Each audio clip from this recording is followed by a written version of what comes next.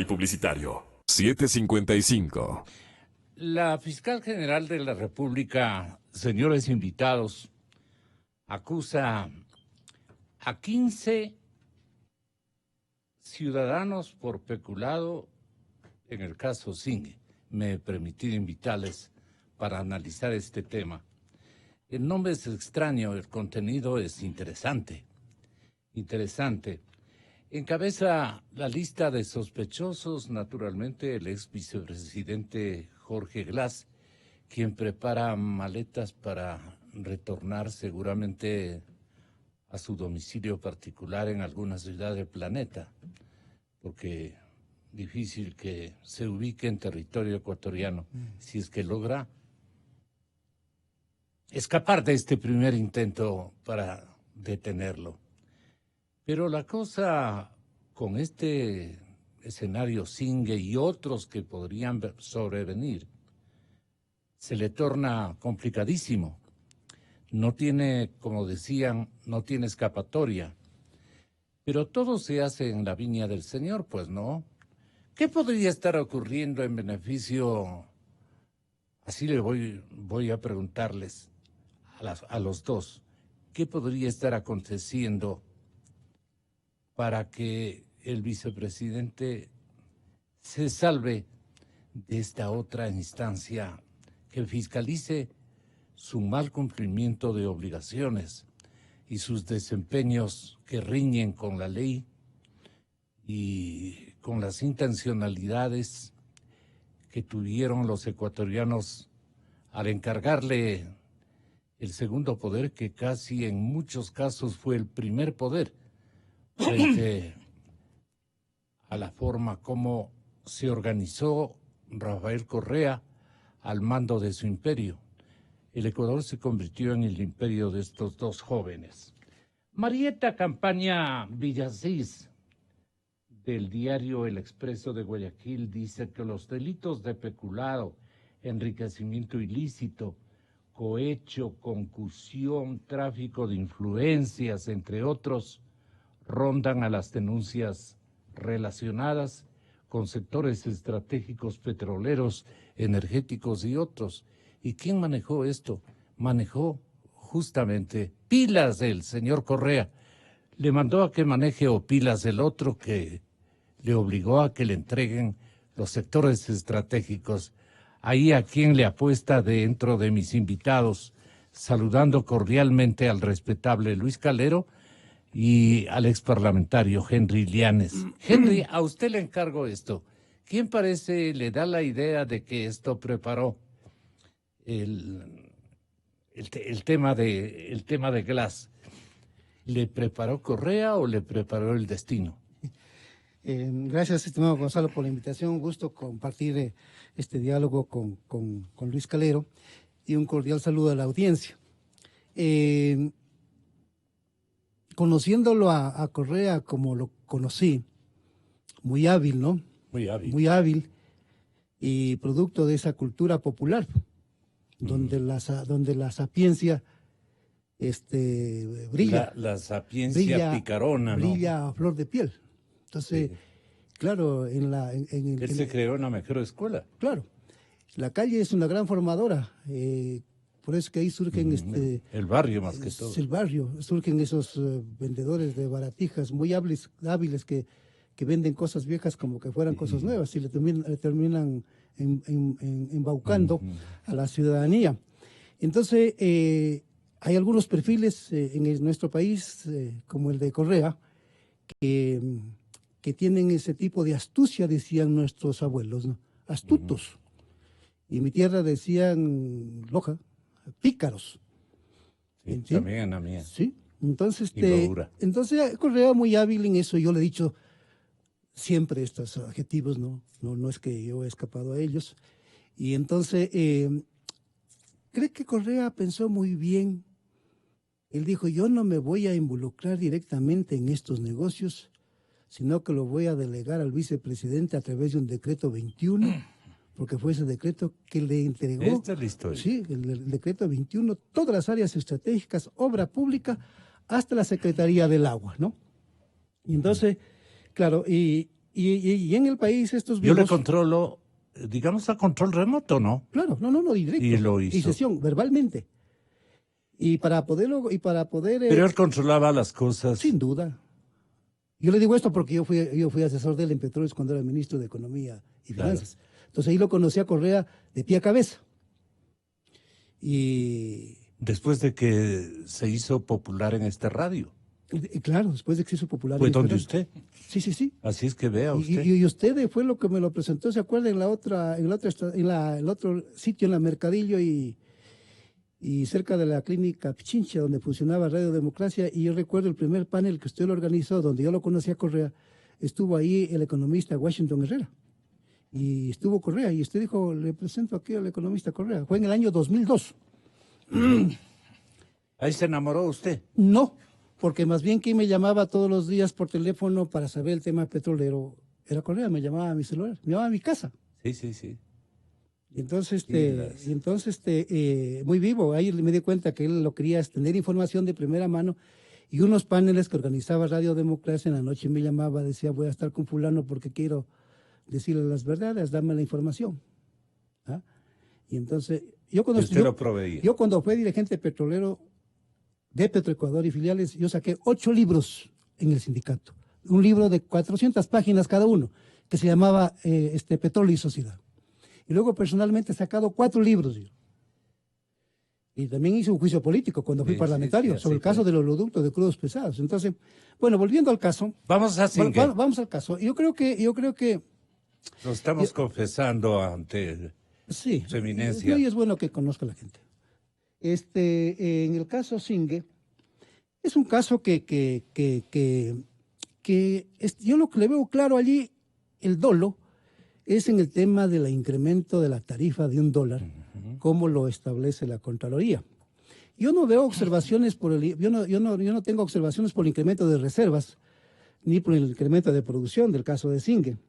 Lo que yo sí siempre hice mis reparos, porque yo conocí, es de que en ciertos ámbitos del sector petrolero, ciertos técnicos se reservaban la información porque ellos sabían que después de ser funcionarios estatales iban a pasar al sector privado, entonces se guardaban la información de ciertos campos petroleros, entre ellos de Singue. No lo explotaron a Singue, dejaron que se adjudique a la empresa privada para que sea la empresa privada la que lo explote, ¿no? Así como este caso otro. Y yo diría que entiendo que la Contraloría General del Estado y la Fiscalía tiene suficientes elementos para establecer responsabilidades de carácter penal para 15 personas. Pero lo que yo no vi anoche en la nota, espero ver hoy en el desenlace, porque Correa tiene que ser responsable porque él fue el que... Además, la Constitución y la ley le establece de que un funcionario público no está exento de responsabilidades administrativas, civiles y penales, ¿no? Entonces Correa la tiene. Yo me pregunto, ¿por qué Correa no está en esta responsabilidad respecto de que él fue el que le delegó al vicepresidente, a través de un decreto ejecutivo, el manejo de las áreas estratégicas de evaluación, control y procesos de transferencia? Hasta eso, ¿no? No solamente de evaluación, de seguimiento, sino también de transferencia. Por eso es que Glass, cuando estuvo en directorios, en el caso de Petroecuador, hicieron adjudicación de contratos, ¿no? Entonces yo diría que habría que esperar esto. Y lo otro, Gonzalo, si Glass no asume este tipo de responsabilidades a nivel penal, y si no tuviera otro tipo de responsabilidades, bueno, estaríamos cerca a que él salga ya de la cárcel. Claro. Ya faltan pocos meses, creo que es julio o agosto del año que viene, él ya cumpliría el 60% de reclusión. Sí, y él saldría. Pero claro, él tiene que responder sobre estos otros casos. Yo no sé cómo la Fiscalía tenga el plan y los jueces a efectos de, no para que no salga de la cárcel, sino que va transcurriendo demasiadamente tiempo, ya más de 2 años, y el caso del fallido proyecto de la refinería del Pacífico, el caso del fallido proceso de la repotenciación de la refinería Esmeraldas, y en el sector petrolero, que aprovecho, Gonzalo, le hago un llamado al señor Contralor porque yo le he pedido para que haga una auditoría, por ejemplo, sobre la entrega del Campo Auca. Campo Auca recibió $1.000 millones y fueron transferidos al Ministerio de Economía y Finanzas. Pero el contrato del bloque Singue tiene o contiene irregularidades según la Contraloría General del Estado. El informe del Contralor tiene varias revelaciones Se refiere al proceso contractual de prestación de servicios para la explotación petrolera del bloque Campo suscrito, Singue, del Campo Singue, suscrito entre el Estado ecuatoriano y el consorcio DGC. Sí. Ok. Integrado por la empresa Digoil y Gente Oil. Estos nombres los inspiró el exministro Wilson Pastor. El contrato firmado el 30 de abril del 2012 por el entonces ministro de Recursos Renovables, Wilson Pastor, tiene muchas irregularidades según los auditores que revisaron las adjudicaciones de este bloque. Este cuenta con 3 pozos y se ubica al norte de Sucumbíos. Tiene 3.446 hectáreas y sus reservas se estimaron inicialmente en 4 y pico de millones de barriles. 4.200 me parece que es. En adjudicación del yacimiento, que fue parte de la 10ª ronda petrolera, participó el Comité de Licitación Hidrocarburífera, de siglas COL. Estuvo integrado, entre otros funcionarios, por el entonces ministro Carlos Pareja Llanuselli y la coordinadora del Ministerio de Recursos Naturales No Renovables, María Lorena Espinosa. Ellos aprobaron el informe que dio luz verde al contrato y al acto de negociación emitida por el equipo negociador y recomendaron a Pastor la adjudicación del contrato. ¿Cuál podría ser, sin ánimo de ofender, la viveza criolla del ministro Pastor, que ahora dice: yo más bien le he hecho ganar plata al Estado? Yo más bien le he hecho ganar plata al Estado. Tenemos la seguridad que le diera procedencia a la nulidad del proceso por vicio de procedimiento, pero respetemos lo que diga el juez. ¿Considera usted que hay persecución política o que la política está mal utilizada en este proceso?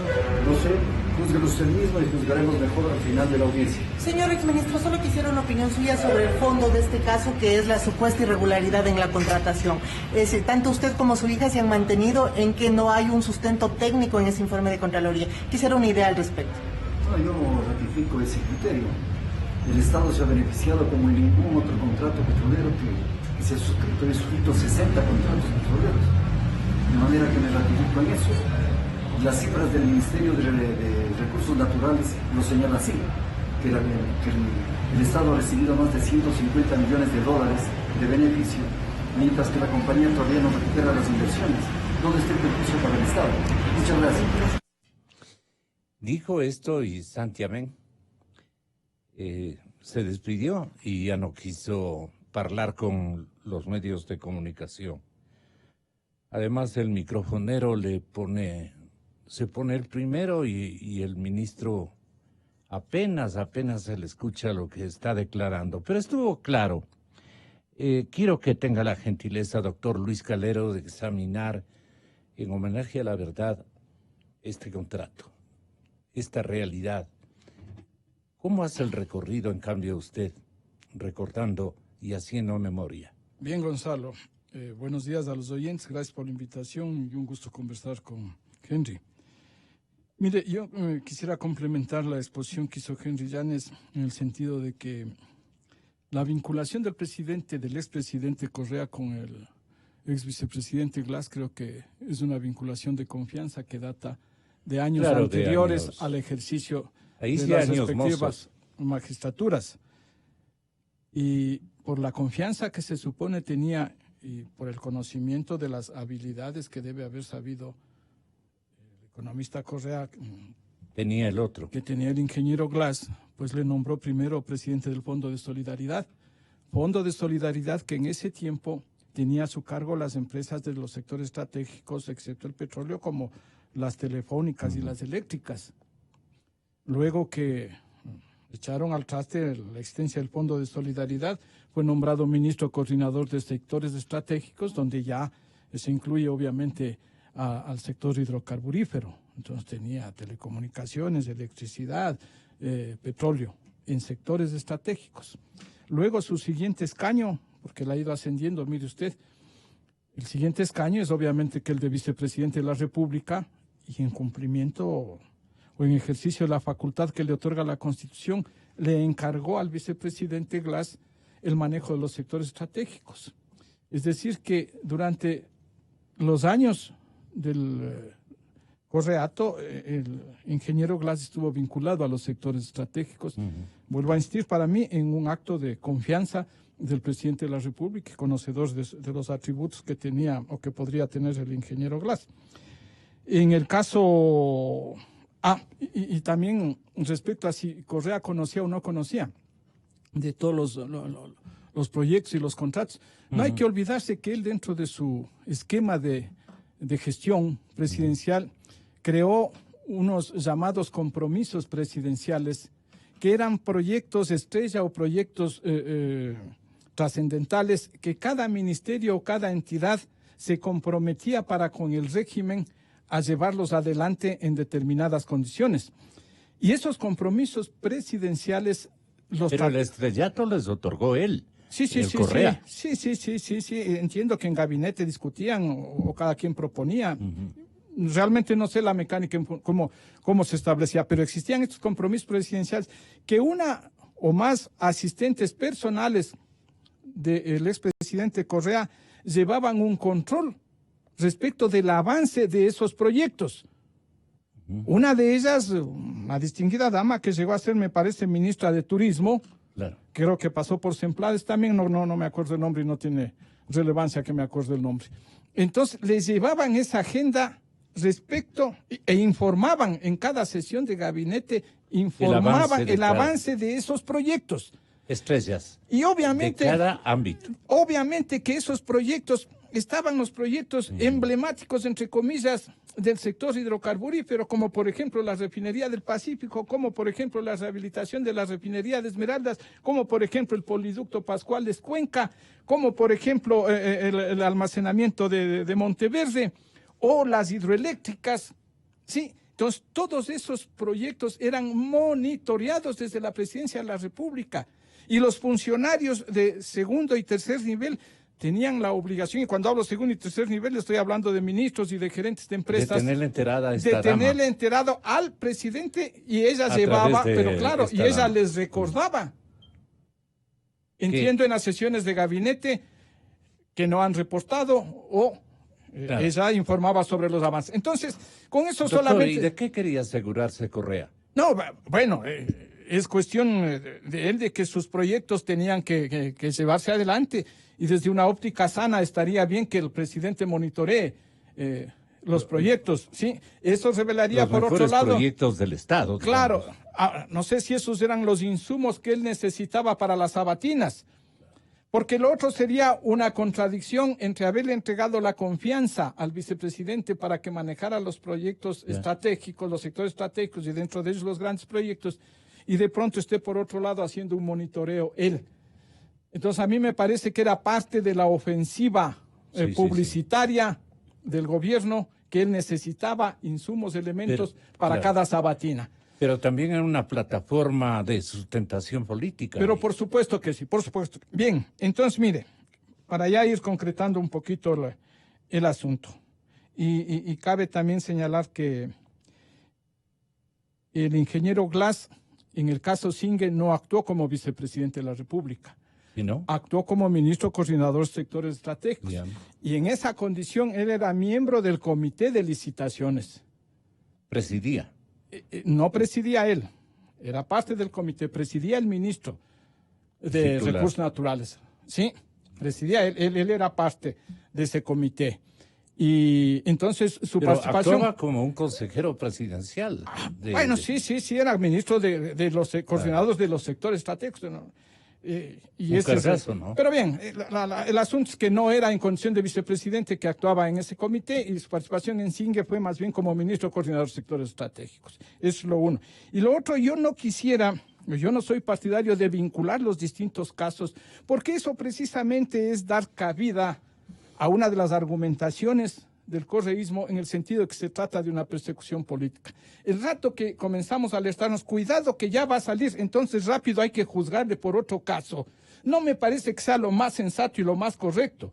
Cada caso debe tener sus tiempos y debe enmarcarse, ¿no es cierto?, en las evidencias, en las pruebas, en la acuciosidad que debe tener, independientemente de que esté o no esté por optar por alguna prelibertad o lo que fuere por el estilo. Sí, yo creo que cada caso debe ser manejado con seriedad y con responsabilidad por parte de la Fiscalía y por parte de los jueces competentes. Entonces, a mí me parece el peor favor que le podemos hacer a la institucionalidad del país es dar justamente este tipo de argumentos a los otros para que pudieran demostrar la politización, que es un perseguido político. Sí, estamos diciendo, cuidado, vaya a salir. Entonces, rápido aceleremos los procesos. Bien, mire, en el caso Singue, yo digo, lamentablemente, ni son todos los que están, ni están todos los que son. Y me hablo a las personas que este rato están procesadas por ese contrato. El informe de Contraloría, desde mi punto de vista, lamentablemente, no es lo mejor que pueda existir. Ese informe de Contraloría no contiene elementos fundamentales, prescindió de elementos fundamentales y que obviamente este rato no son materia, y no fueron materia ni de investigación por parte de la Fiscalía, ni son parte de la acusación de la Fiscalía. Y se basan en un elemento, yo digo, muy deleznable. Yo digo muy deleznable. Creo que adolece de una falencia de carácter técnico, de una apreciación técnica sustancial, el informe de la Contraloría. Y si es ese el argumento fundamental para la determinación posible del peculado, el asunto no va a progresar. Definitivamente claro. Que no. Porque no es factible, desde mi punto de vista, obviamente que puede estar equivocado hasta no sé dónde, que se pretendiera que en el cálculo de la tarifa se incluyera la totalidad de las reservas y de las reservas proporcionadas por las autoridades de ese momento, los 4 millones y pico que usted dice, que se calculara para 20 años, es decir, un contrato para 20 años que calculara las reservas que pueden ser aprovechables durante mucho tiempo. O sea, por concepto, primero, no todas las reservas son recuperables en ningún campo del mundo, en ningún yacimiento del mundo. Porque primero, las condiciones propias del yacimiento, la fuerza que necesitan para ser explotadas, va decayendo siempre. Y ni siquiera ya con métodos artificiales usted puede recuperar la totalidad. Punto número 1. Punto número 2, el contrato es finito. Tiene una temporalidad. No es un contrato de plazo indefinido. Bien, entonces yo creo que el hecho de que calcularon sobre el 80%, hicieron las corridas económicas sobre el 80% de la totalidad de reservas, yo realmente no le veo que sea un argumento sólido como para decirle perjudicaron al Estado en $1 por barril. Existen otros elementos, Gonzalo, otros elementos al margen del informe de Contraloría y consecuentemente al margen de las investigaciones de la Fiscalía, que serían realmente las que debieron haberse esgrimido, lo que debió haberse analizado y que serían mucho más contundentes para establecer responsabilidades. Perdone, Henry, entonces la Contraloría, al acusar a más o menos unas 15 personas de peculado, cometió un error garrafal, pues, ¿no? ¿Cómo debía haberse introducido, digamos, el análisis de este caso? ¿A través de qué elementos más visibles, más concretos, como sugiere el señor doctor Calero? Sí, plenamente de acuerdo con el tema del examen de auditoría de la Contraloría. Es muy débil y carente de fundamentación constitucional y legal. Y casi son varios, de los exámenes que yo he podido observar de la Contraloría, no tienen una fundamentación constitucional, ni tampoco legal, ¿no? Ellos van directamente a ¿Cuál sustentación constitucional cabe? Por ejemplo, digamos, sobre la transparencia, la calidad, la eficiencia, la eficacia en el manejo de los recursos públicos, el artículo 227 de la Constitución de la República. Y aquí, uno para cumplir un papel de auditor se requiere tener mucha sabiduría, porque aquí en la parte jurídica el gobierno de Correa acomodó las cosas para hacer en este país lo que hizo desde la cuestión de Montecristi. Y entonces un buen auditor, un buen abogado, investigador, tiene que ir por ahí. Mire, solo le siento otras cosas. Para este caso de cuando fue de Singue. Correa el 16 de octubre del año 2009 puso en vigencia la empresa orgánica de empresas públicas. Vamos ahí. ¿Qué significaba eso? De que el gobierno con esta ley empezó a controlar todos los recursos públicos de esta nación. Pero con una habilidad, yo creo que allí los abogados que estuvieron cerca de él, un poco de abogados pícaros, hay abogados muy buenos, aquí menciono el caso de Lucho, pero hay unos abogados también que son bien pícaros. Y entonces, ¿qué sucede? Que con esta ley crearon un paraguas de una ley macro, una tipo ley como las troles, como la ley de modernización del Estado, y se dio el lujo Correa, a través de esta ley, a manejar áreas estratégicas de la envergadura del sector petrolero, que antes lo manejó con ley de CEPE y después ley de Petroecuador, al sector eléctrico y al sector de las comunicaciones, a manejarlas con decreto ejecutivo. Entonces, mire usted, sucede que el viernes 16 de octubre del año 2019 puso en vigencia el registro oficial sobre la ley orgánica de empresas públicas. Aquí está maravilla. Y esto es un desastre porque manejar los recursos públicos como una ley es como que fueran todos empresas de petróleos y no es así. Este es un caso, porque vamos a llegar a Singue. Sucede que a 6 meses, 14 de abril del año 2010, el otro registro oficial, y esto la Contraloría carece de esta investigación y de esta fundamentación de cómo Correa fue llevando el vehículo jurídico de este país para conseguir sus propósitos. Entonces, con este decreto, con este registro oficial, mire, con decreto ejecutivo, créase la empresa pública de exploración y explotación de hidrocarburos Petroamazonas con domicilio en la ciudad de Quito, Distrito Metropolitano.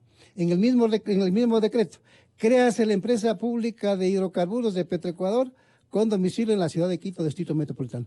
A las empresas de la envergadura del sector petrolero, eléctrico y las telecomunicaciones, manejándolas como hoja volante con decreto ejecutivo, y eso le generó toda una inseguridad jurídica en este país, y entonces tuvo los contratistas, el Estado, tuvo a la altura de esta legislación que creó Correa, y que eso la Contraloría, sus auditores no fundamentan esto.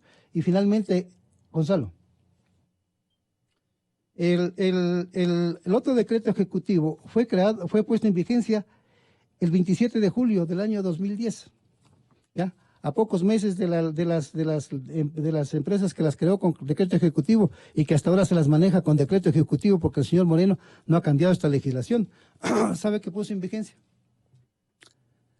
El martes 27 de julio del 2010, teniendo mayoría parlamentaria, cuando Cordero era presidente de la Asamblea, y los encerró en una oficina donde estuvo María Paula Romo. Yo estuve en esa sesión, Paco Velasco. Estaban encerrados en una oficina, no dieron quórum para que la reforma entre por el Ministerio de la Ley.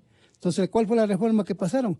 La reforma a la ley de hidrocarburos y a la ley de régimen tributario interno. Y sí, aquí sabe qué hicieron para entregarle Singue, es que dividieron la exploración y la explotación de los hidrocarburos, pusieron exploración o explotación, con lo cual se llevaron las empresas, amigos del gobierno, con campos en producción. Entonces, mira, el auditor o el abogado que hizo esto, no fundamenta pues todo esto, ¿no?, que debería estar. Ahí llegaron a Singue.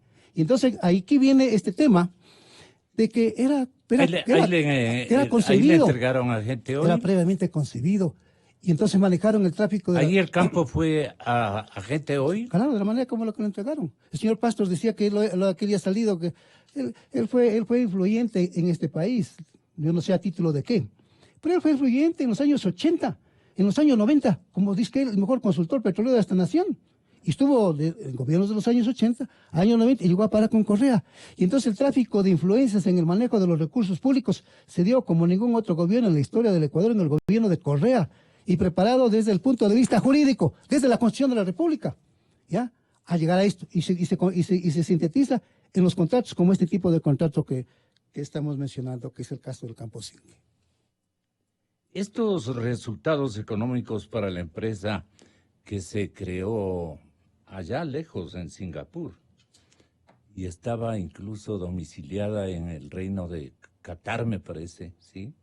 Al parecer fueron tan buenos en medio de la crisis de los precios bajos que afectaban al mundo, que ahora pretende la adjudicación de 2 campos maduros conocidos como joyas de la corona. ¿Cómo cuenta esta trama? Mire, Gonzalo, yo le decía en un comienzo que ni son todos los que están ni están todos los que son, y que el informe de Contraloría no contiene elementos fundamentales. Confuso, ¿eh? Mire, cuando negocian, producto de la reforma a la ley de hidrocarburos que obligaba a migrar a los contratos que estaban en ese momento vigentes, los contratos de participación, se obliga a migrar a contratos de prestación de servicios con tarifa fija. Se incluyó en una transitoria también a todo tipo de contratos y entre ellos los contratos de campos marginales. Mientras tanto, SING era un campo marginal que había sido adjudicado a un consorcio amazónico. Pero en ese consorcio amazónico había una misma empresa que luego es parte del consorcio al que se le adjudicó el campo SING en el contrato de prestación de servicios. Mire, cuando discuten la migración del contrato de marginal a prestación de servicios, acuerdan una tarifa, escúcheme Gonzalo, de $28. Acuerdan una tarifa de $28. Y esa es una constancia que está en la carta que le envía el entonces gerente de Digoil al presidente de la República pidiéndole que ayude para que se concrete ese acuerdo al que habían llegado. Pues luego de llegar al acuerdo de una tarifa de $28, se le hace una exigencia de una garantía del 20% de una garantía financiera para las inversiones. Entonces, este dato es importante. $28 la tarifa. ¿Qué sucede unos meses después? Porque como no llegan al acuerdo, entre comillas, se da por terminado de manera unilateral el contrato de campo marginal en función de lo que disponía la ley de hidrocarburos, la ley reformatoria en una de sus transitorias. Se da por terminado, pero inmediatamente convocan a una licitación y vuelve a aparecer la compañía que había estado en el campo marginal, que habían negociado en $28 la tarifa. Y terminan negociando centavos más, centavos menos, en $33 la tarifa. Obviamente que fue una licitación. Y el único oferente, este consorcio que ya está integrado por otras empresas, ¿sí? Pero manteniéndose, digo él, como la misma que había estado anteriormente en el contrato de campo marginal. Entonces ofertan algo más de $34. Como es única oferta, porque ¿qué habría sucedido si existía otra oferta con $35? Le adjudicaban con $34, porque era la mejor oferta. Y esa es parte de la contradicción del esquema de Contraloría. Le habrían adjudicado en $34, pero entran a un esquema de negociación porque así lo dispone el reglamento correspondiente. Entran, al ser única oferta, entran a negociar. En esa negociación se obtiene una reducción a $33 de la tarifa. Y el contrato se celebra con $33, una tarifa de $33. Entonces, y Contraloría entra y dice, debió haber sido 32 si es que aplicaban el 100% de las reservas, que no es el análisis adecuado para mí. Porque el análisis adecuado debió haber sido, si hace unos pocos meses habían negociado en $28, ¿cómo es que ahora terminan negociando en $33? Si bien las inversiones subieron en $1 millón, subieron las inversiones porque inicialmente cuando negociaban la migración del contrato, el monto de inversión estaba en alrededor de $27 millones. Luego pasan a unos $28 millones. Eso no justificaba un incremento de la tarifa en semejante magnitud. Ese es el punto, uno de los puntos que no consta en el informe de la Contraloría y menos aún entonces en las investigaciones y en las imputaciones por parte de la Fiscalía. Punto 1. Punto 2. En el año 2009, una empresa contratada por Petroecuador, por Petroproducción, Geotec, hace un estudio de sísmica 3D en varios campos, fundamentalmente Cuyabeno-Sanzaguari. ¿Y encuentran? Y llegan a determinar, dentro de su estudio, manejan dos hipótesis. Es del mismo. Que sería el mismo, ¿no es cierto?, la misma estructura, Cuyabeno-Sanzaguari más Singue. Sí. Más Singue. Y entonces establecen unas reservas en X volumen. Manejan la segunda alternativa de que no fuera la misma estructura y que serían dos diferentes, Singue y Cuyabeno-Sanzaguari por otro lado, y establecen que en ese caso las reservas de Singue estaban en el orden de los 20 millones de barriles de petróleo. Y no los 4 y pico de millones de barriles de petróleo que fue la información oficial con la cual intervino en su oferta la compañía. Entonces la pregunta aquí es, caramba, ¿dónde se quedó el informe de los 20 millones de barriles? Claro. ¿Quién no lo procesó? ¿Quién no dispuso? ¿A quién le correspondía? Le pregunto a usted. Yo creo que eso tiene que determinarse. Mire, las posibilidades son que la Secretaría de Hidrocarburos, primero que Petroproducción debió haber... No, Petroproducción en ese tiempo. Claro. Petroproducción, estamos hablando del año 2009. Sí, claro. Petroproducción debió haber, o Petroecuador, debió haber reportado a la Agencia de Regulación y Control Hidrocarburífero, bueno, a la DNH en ese tiempo, porque luego viene la Agencia de Regulación con las reformas a la ley de hidrocarburos. Sí, debió haber reportado a la autoridad competente, en este caso dentro del Ministerio, la Dirección Nacional de Hidrocarburos. Pero luego todo eso debe haber tomado conocimiento quien administra los activos, quien administraba los activos, que era la Secretaría de Hidrocarburos. Pero tanto la Agencia de Regulación y Control Hidrocarburífero como la Secretaría de Hidrocarburos son dependencias, son adscritas, o eran adscritas porque la Secretaría de Hidrocarburos ya no existe, al Ministerio de Recursos Naturales No Renovables en este tiempo, o Ministerio de Hidrocarburos. Entonces, ahí eso debe haber sido parte de la investigación. ¿Sí? ¿Quién se quedó con la información? ¿Quién no procesó la información? ¿Quién no advirtió que para esa negociación ya había un preacuerdo, por ejemplo, de $28 como tarifa? ¿Y quién no notificó que las reservas no eran de 4 millones y pico de barriles, sino que eran de 20 millones de barriles?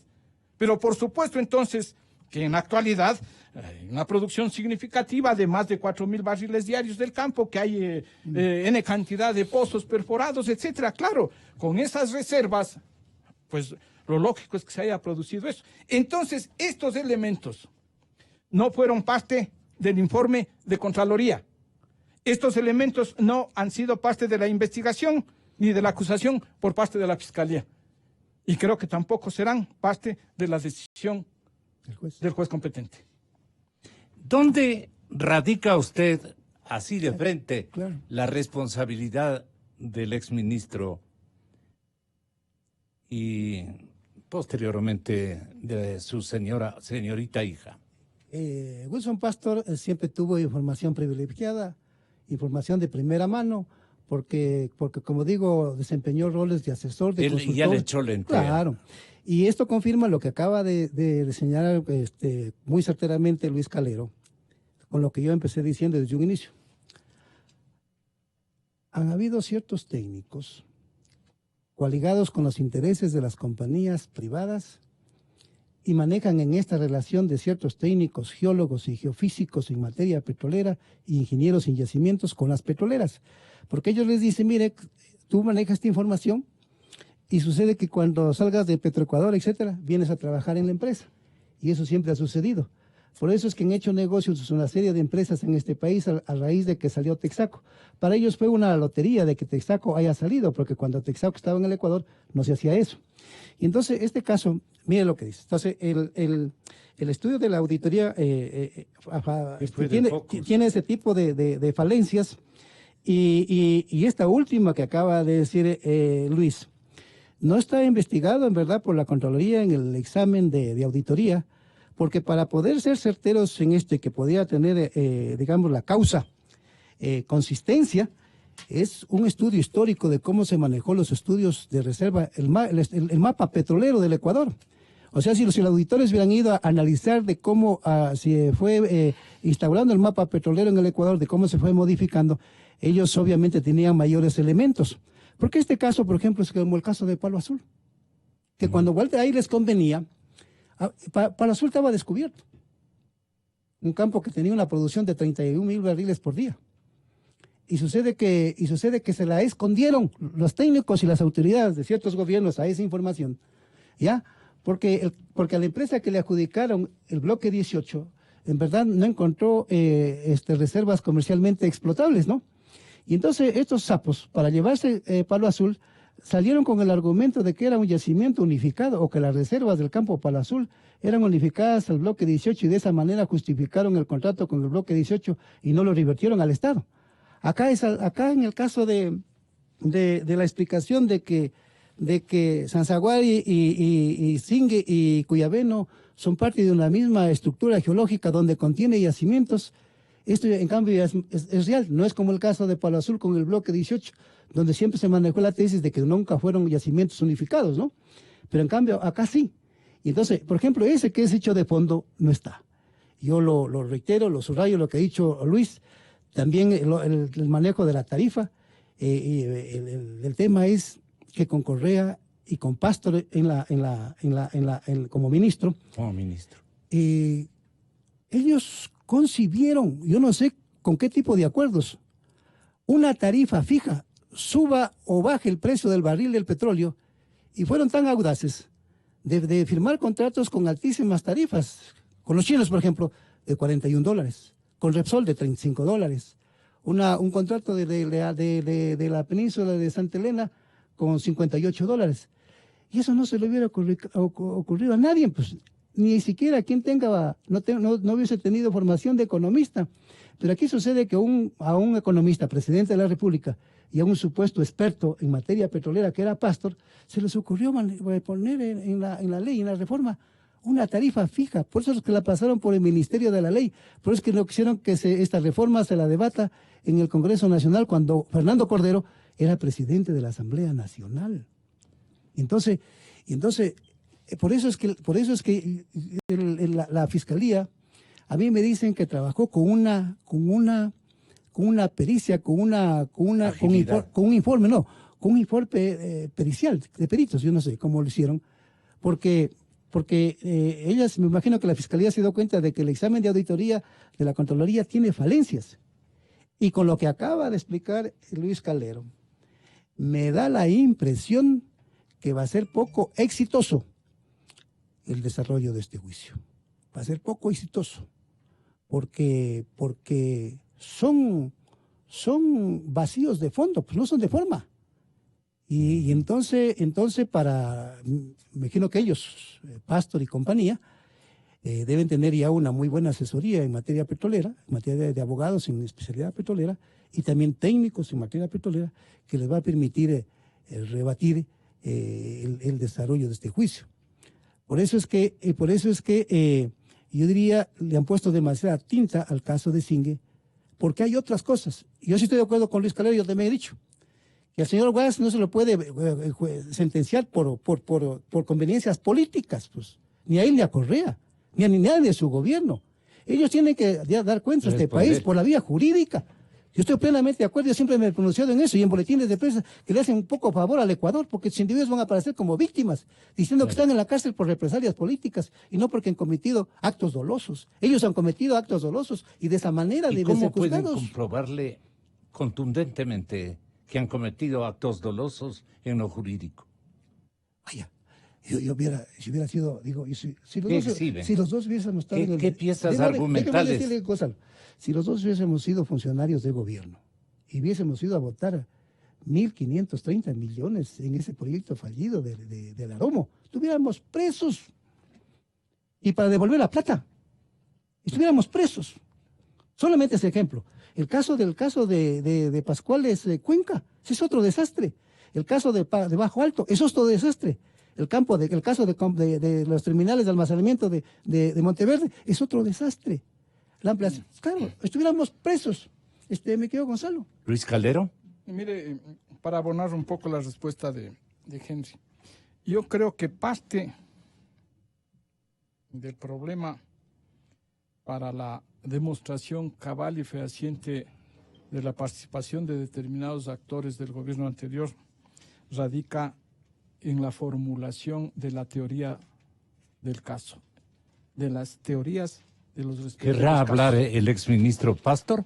¿Le intenta, por favor?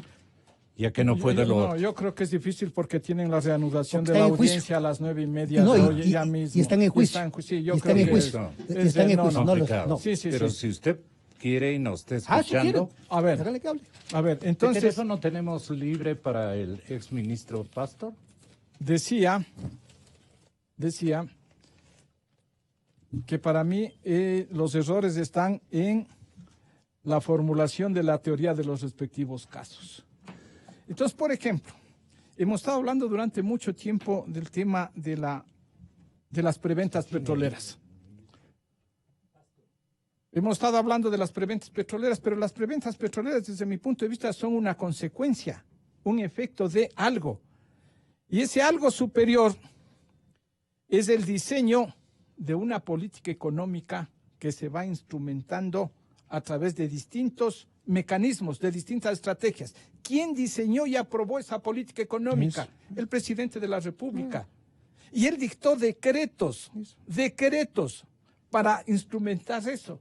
Pero nosotros nos estamos yendo y nos hemos estado yendo a las consecuencias o a las estrategias. Esta es la parte Sí, más y importante. no Pues, y la a parte jurídica formular, igual, pues. Claro. no a formular una teoría del caso consistente, de tal manera que estén involucrados los que realmente tuvieron la responsabilidad mayor. Entonces, la falencia número uno está en la pésima formulación de la teoría del caso en los respectivos asuntos que se han tratado. Ahí está la cosa. Desde mi punto de vista, es posible Por que... eso, Gonzalo, hay algunas cosas que han resultado, lo que hemos dicho aquí. Aquí es. Muchas cosas, Gonzalo, muchas cosas. Nosotros ya leímos Sí. en su oportunidad. Sí, recuerda. muchas cosas. Y le cuento que acá le dejo planteada la tesis que me parece que jurídicamente que tenga éxito la demanda es de un signo de interrogación muy grande. Por eso digo, ahí no había que ponerle mucha tinta por la forma como estructuró el examen de auditoría, la Contraloría, sino que hay otros casos macanudos, venta anticipada del petróleo y otros casos donde están miles de millones de dólares. Aquí el prejuicio dice que es de 28.5. Bueno, así fuera de $1, no quiere decir que se lo descuide. Claro. Pero uno también tiene que establecer orden de prelación. Pues. Prelación. Claro, Gonzalo. Y hay casos que están Para bien atribuir tapaditos. responsabilidades. Esta venta, ¿dónde está el señor Nilson Arias? ¿Dónde está este señor? Que ¿Te manejó acuerdas? toda la preventa del petróleo en nuestra república. ¿Por qué no le demandan a Petrochina? ¿En dónde vive él? No sé. ¿Por qué no le demandan a Petrochina? Y solamente con un paréntesis, otro caso. ¿Por qué no le demandan a Telconet? ¿Por qué no está preso el señor Tomislav Y él Topic? vendía Se le fue con parabrisas, presos. Claro. Sí, pero vea, Gonzalo, Ya discúlpame, Henry. Claro. Vea, Gonzalo, yo prefiero pecar señalando la posible inocencia de una persona. Primero, que todo el mundo gozamos de la presunción de inocencia. Claro. Que equivocarme señalándole como responsable a alguien que no lo es, aparte que soy enemigo de los juicios mediáticos. Pero, mire, a mí la conciencia me llama. Yo digo, por ejemplo, en el esquema que yo he analizado, que hemos analizado aquí, ¿qué tiene que ver o hacer la señora Silvana Pastor? Nada. Nada, por favor. Entonces eso victimiza Exacto, toda claro. o sea, por todo el favor. equipo. No se Pero puede por- manejar pero por políticamente. favor, por favor. Así me caiga mal. Sí, no, a mí no me cae bien ni mal, no le conozco, puede no. actuar así uno. Mire, yo tengo relación con algunos de los involucrados, con algunos tengo amistad y yo hago abstracción de esta situación y hago mi análisis de lo que yo considero Sobrio. que es objetivo. Y dentro de esa objetividad yo no veo. Es que me angustia, me Culpabilidad. desespera, pero, o sea, indicios de participación. O sea, Pero el mismo padre le maneja como no, una pero es especie otra de cosa. ficha. Pero es la función mediática. Bueno, eso es cuestión de yo no. Claro. Que ha habido, cuestión familiar. que ha habido Sí. tráfico de influencias. ¿Cómo no ha habido tráfico de influencias? Pues eso es parte del juicio. Entonces, pero no están personas que ejercieron la Secretaría de Hidrocarburos y que manejaron la información y lo Qué bueno manejaron fuera inadecuadamente. sentarnos con el exministro Pastor. ¿Y quién más sería? De esto él es el principal responsable. Que ha habido tráfico de influencias políticas para manejar cómo manejaron los recursos públicos de esta nación. Eso es verdad, pues no. Ahora, claro, ir a la parte de la imputación de una acción legal, Eso hay que tener mucho cuidado. Yo estoy de acuerdo con Luis. Yo no puedo demandarle a alguien porque me cae mal, pues. Yo no puedo hacer eso. Tengo que tener pruebas y en derecho hay que tener pruebas para poder demostrar en el juicio la prueba, pues. Si no, ¿cómo? Ese es el tema. Busquemos el segundo partido, a ver si nos resulta. Esperemos a ver los resultados de la audiencia esta. ¿No? Eso más. Claro. Sí, Ahí se van a aclarar muchas Y cosas. luego habrá la audiencia de juicio. Ya. Donde se establezcan. Ya. Y que será. Vamos a hacerle seguimiento desde esta esta misma mañana. Y que obviamente ¿no? será el primer tiempo, porque luego obviamente habrá apelaciones todos los recursos que prevé la ley. Ustedes atiendan el partido de fondo. Estaremos anunciándolo previamente. Sí. Muchas gracias, Henry. Gracias, mi Muchísimas amable gracias, Gonzalo. doctor. Buen día. Hasta una próxima oportunidad. Las mejores voces.